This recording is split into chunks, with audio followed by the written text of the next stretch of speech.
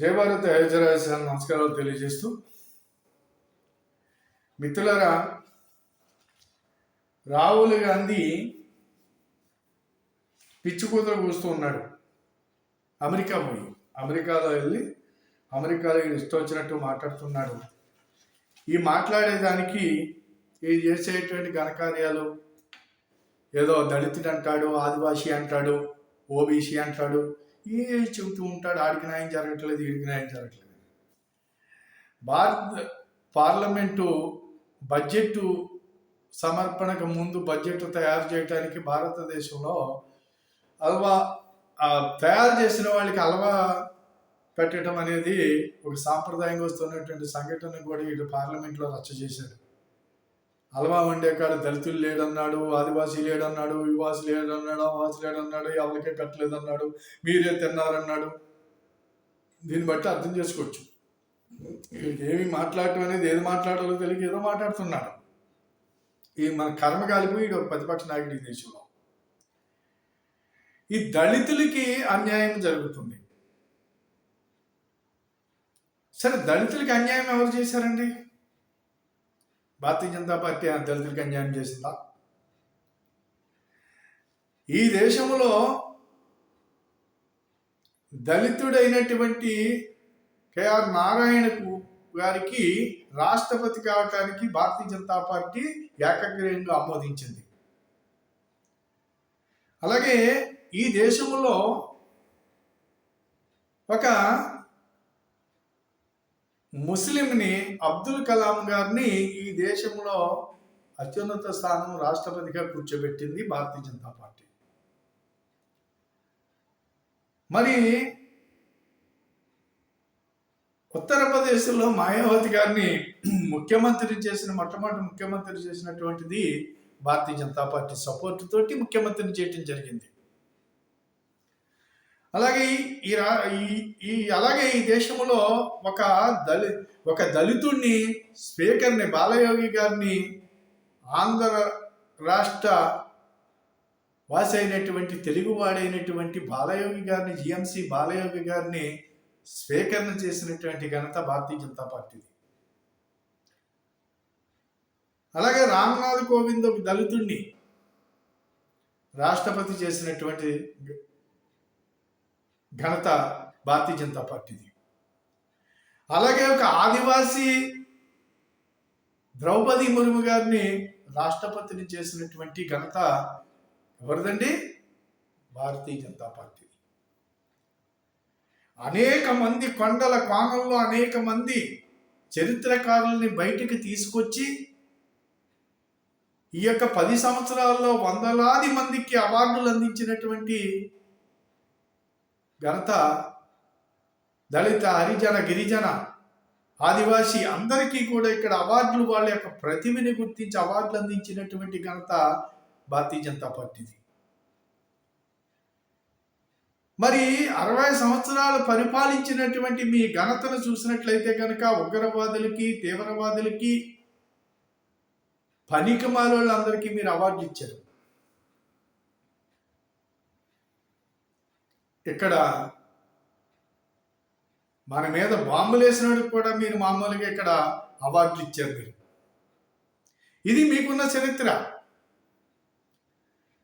అనేక రాష్ట్రాల్లో ఈ రోజుని దళితులు ముఖ్యమంత్రులుగా ఉన్నారు, ఓబీసీలు 7 మంది మంత్రులుగా ఉన్నారు. ఈవేళ దళితుడిని ఆల్ ఇండియా ప్రెసిడెంట్ చేసినటువంటిది బంగారు లక్ష్మణ్ గారిని ప్రెసిడెంట్ చేసినటువంటి ఘనత కూడా భారతీయ జనతా పార్టీది. అంతే కాబట్టి ఇక్కడ భారతీయ జనతా పార్టీలో న్యాయం జరగట్లేదు అని నువ్వు చెప్పటానికి ఇక్కడ ఏ రకమైనటువంటిది కూడా చెప్పటానికి నీకు ఎక్కడ అవకాశమే లేదు.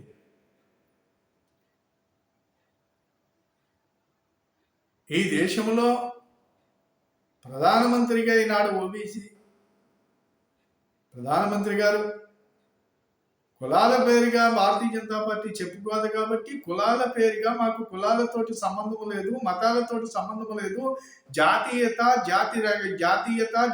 భావాలతోటి ఈ దేశ ధర్మం కోసం పనిచేసేటువంటి వాడు ఎవరైనా ఇక్కడ నాయకుడిగా ఉండటానికి అర్హత ఉంది. ఎవరు వారసత్వం కాదు భారతీయ జనతా పార్టీలో. ఎవరికి వారసత్వంతో కూడా పని లేదు. రాజకీయ వారసులు కాదు నీకు మళ్ళీ. కాబట్టి అందరూ కూడా కింద స్థాయి నుంచి సామాన్యుడు ఈ రోజుని మంత్రులుగా, ముఖ్యమంత్రులుగా, ప్రధానమంత్రులుగా ఈనాడు పనిచేస్తున్నారంటే వీళ్ళందరూ కూడా ప్రజల్లో నుంచి వచ్చినటువంటి ప్రజల యొక్క సేవలు చేసి ప్రజలు మొక్కు పొంది ఈ దేశ సంస్కృతిని, ఈ దేశ యొక్క ధర్మాన్ని నిలబెట్టుకుంటూ ప్రయాణం చేసినటువంటి వాళ్ళందరూ ఈ రోజుని భారతీయ జనతా పార్టీలో బాధ్యతలో ఉన్నారు. పోతే ఇంతకీ నేను చెప్పవలసింది ఏంటంటే దళితుడు అని చెప్పినందుకు నీకు నేను చెప్పవలసింది ఏంటంటే నీ అమ్మ,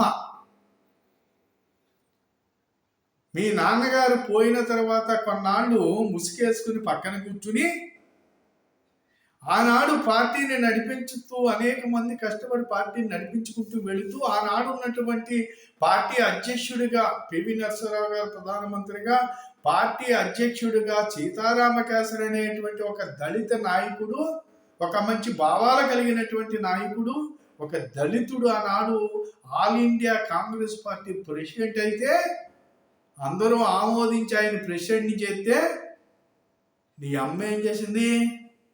బలవంతంగా కుర్చీలో నుంచి గెట్టేసి కటిక్కలు లాగేసి కింద అరిసేసి దాన్ని పంపించింది నీ అమ్మ. ఇది నువ్వు దళితుడికి ఇచ్చినటువంటి, నీ కుటుంబం దళితుడికి ఇచ్చినటువంటి గౌరవం. ఈ సంగతి నీకు తెలియకపోతే మీ అమ్మని అడుగు నువ్వు ఎందుకు గెట్టేసావని. ఆ రోజున చాలామంది బాధపడ్డారు. ఈ దేశంలో దళితులకి తీరనటువంటి అన్యాయం చేసినటువంటి వాళ్ళే మీ కుటుంబం. అంతే కాబట్టి ఇలాగ ఎన్నో ఉన్నాయి చెప్పుకుంటా పోతే. అంతే కాబట్టి దళితులు అనే దానికి నేను ఎందుకు చెప్పవలసి వచ్చిందంటే, ఇది దళితులు, ఆదివాసీలు, ఓబీసీ ఏంటి నువ్వు మాట్లాడేది? నువ్వు వెళ్ళి అమెరికా పోయి కులాల గురించి మాట్లాడవలసిన పని ఏంటి? ఈ దేశంలో సమాన్యాయం జరుగుతుంది అంటే భారతీయ జనతా పార్టీ వల్ల జరుగుతుంది. అనేక మంది యువకులు ఈనాడు అనేక రంగాల్లో ముందుకు పోతున్నారు. అన్ని కులాల నుంచి దళితులు కానీ, ఎస్సీ ఎస్టీలు అందరూ కూడా ఈ రోజుని పరిశ్రమలు స్థాపించుకోవడానికి అనేక రకాలుగా వాళ్ళకి చాలా భారీ సబ్సిడీలతోటి వాళ్ళకి లోన్లు ఇస్తున్నారు. ఈ దేశంలో ప్రతి ఒక్కరు అభివృద్ధి కావాలని పనిచేసేటువంటిది భారతీయ జనతా పార్టీ.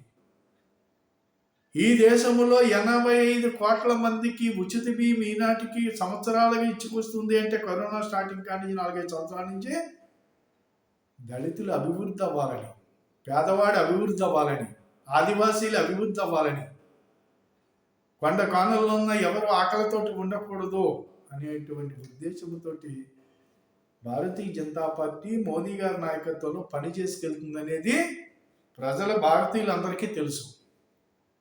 మరి నువ్వెవడో పిచ్చినా కొడక అమెరికా పోయి పిచ్చి మాటలు మాట్లాడుతున్నావు. ముందు నీ అమ్మని అడుగు, నీ బాబుని అడుగు, నీ తాతను అడుగు, నీ ముత్తాతను అడుగు. మీరందరూ ఏం చేశారో ముందు అది తెలుసుకో. తిరిగి నీకే వస్తాయి ఇవన్నీ. ఎక్కడ భారతీయ జనతా పార్టీలో ఎవరికి అవమానం లేదు, సంఘంలో ఎవరికి అవమానం లేదు, రాష్ట్రీయ స్వయంసేవక సంఘం దేన్ని కూడా తక్కువ చేసి చూడదు. తెలుగును తక్కువ చేసేటువంటి సంఘంలో అత్యున్నతమైనటువంటి బాధ్యతల్లో ఉన్నారు తెలుగు వాళ్ళు. చిన్న బాధ్యతలు కాదు. సరసంచాలకు తర్వాత అనేక మంది తెలుగు వాళ్ళు అక్కడ నాయకత్వం వహిస్తున్నారు సంఘంలోని. మరి ఇవన్నీ కూడా నువ్వు తెలుసుకోవాల్సినటువంటి అవసరం ఉందని చెప్పేసి తెలియని మాటలు మాట్లాడి దేశాన్ని అగౌరవపరిచే మాట నువ్వు అసలు బయటికి వెళ్ళిన తర్వాత భారతదేశం గురించి నువ్వు తక్కువ చేసి మాట్లాడుతున్నావు అంటే నీ అంత ఎదవ, నీ అంత దరిద్రుడు, నీ అంత మూర్ఖుడు ఇంకెవడు ఉండడు. నీకు ఇంకా తెలిసేలేదో పివి నరసింహారావు గారి ప్రభుత్వంలో అంతర్జాతీయ సమావేశానికి వాజ్పేయి గారిని పిలిచి పంపించారు. ఎందుకో తెలుసా? నువ్వు ఇక్కడ రాజకీయాలు ప్రతిపక్ష నాయకుడైనా ఎక్కడ రాజకీయాలు ఏదైనా మాట్లాడుకోవచ్చు, కానీ బయటికి వెళ్తే భారతదేశ యొక్క గౌరవం గురించి మాట్లాడుకోవాలి, మన యొక్క ఆత్మగౌరవాన్ని నిలబెట్టుకోవాలి, మన యొక్క సంస్కృతిని కాపాడుకోవాలి. దానికోసం అలా నిర్ణయించుకునేవారు వాళ్ళు నాయకులు. నువ్వెవడవో? నువ్వు ఇటీవల నువ్వు అమెరికా అక్కడికి ఇక్కడికి పోయి నువ్వు పేలేటువంటి పిచ్చి కూతులు ఏవైతే ఉన్నాయో ఇవన్నిటి పైన నువ్వు ఖచ్చితంగా చెప్పు దెబ్బలు అయితే తింటావు, ఇందులో డౌట్ లేదు. నువ్వు తర్వాత నేను చేయబోయేటువంటి వీడియో ఉంటుంది. నేను మళ్ళా దయచేసి తోటి మిత్రులందరికీ కూడా నేను చెప్పేది ఏంటంటే షేర్ చేయండి, తెలుసుకోండి, ఒకసారి పరిశీలించండి, ఈడొక్క పిచ్చి చేష్టలను గమనించండి అని చెప్పేసి ఈ సందర్భంగా కోరుతున్నాను. దయచేసి మీరందరూ కూడా ఒకసారి దీన్ని సబ్స్క్రైబ్ చేసి 10 మందికి షేర్ చేయండి. ఈ రాహుల్ గాంధీ ఎంతవరకు ప్రమాదకరంగా తయారవుతున్నాడు అనేది గమనిస్తారని చెప్పి వీడియో చేసి మీ అందరికీ నేను అందివ్వడం జరుగుతుంది. దయచేసి మీరు ఈ విషయాలపైన కామెంట్ రూపంలో మీ అభిప్రాయాలు ఏంటో కూడా తెలియజేయమని చెప్పేసి కోరుతూ సెలవు తీసుకున్నాను. జై భారత్, జై హింద్.